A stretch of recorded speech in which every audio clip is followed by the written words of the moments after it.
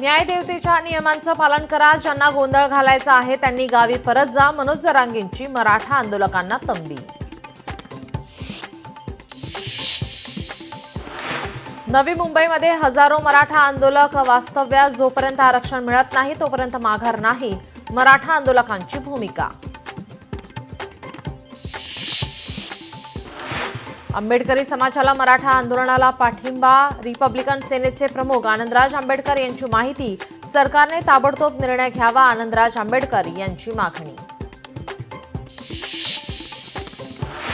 मनोज जरांगे वेळोवेळी मागणी बदलतात, ओबीसीतून आरक्षण देणं अशक्य आहे, प्रशांत बंब यांचा मनोज जरांगेंवर हल्लाबोल। मराठा आंदोलकांसाठी मोबाईल चार्जिंगची ही व्यवस्था, मराठा उद्योजक लॉबी यांच्या वतीनं चार्जिंग स्टेशन पॉइंट, एकाच वेळेस 120 हून अधिक मोबाईल चार्ज करण्याची व्यवस्था। छत्रपती संभाजीनगरमध्ये बॅनरवर मुख्यमंत्र्यांचा फोटो लावत जरांगेंवर टीका, फडणवीसांनी मराठा समाजासाठी केलेल्या कामाची बॅनरबाजी।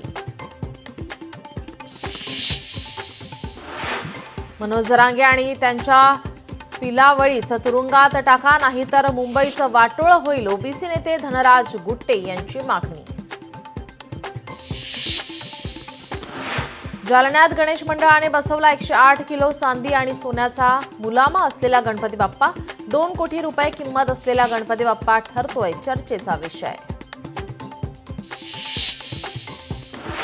कोल्हापूरमध्ये सेवानिवृत्त सैनिकाने मेहुण्यावर केला गोळीबार, घरगुती वादातून गोळीबार केल्याची माहिती, घटनेत मेहुणा गंभीर जखमी।